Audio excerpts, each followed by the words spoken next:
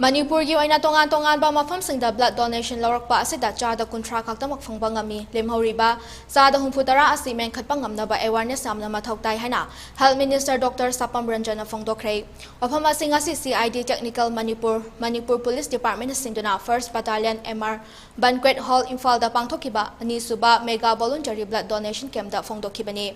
thoram aduda atai masak naiba kaya su sarkyaki Minister Dr. Ranjana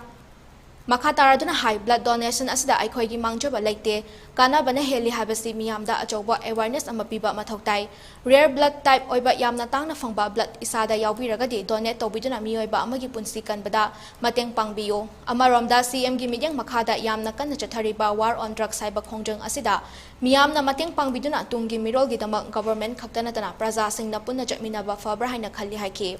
Nakal amaromda COVID matam khara hanthaduna positive case ama fawba yaudana lairuraga khanghaudana hengal agliba si laibak thibani vaccination gi rate asi valley gi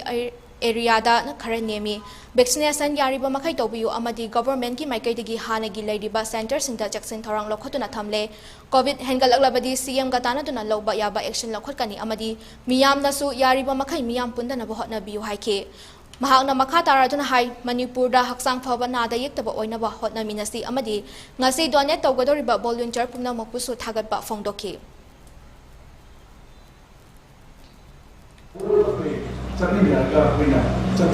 drive war against drugs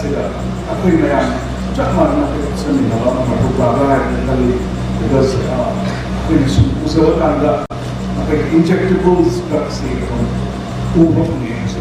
so see issues once injectable drugs season of the syringe shape or like see is a simple issue block away see issues pull the rest of the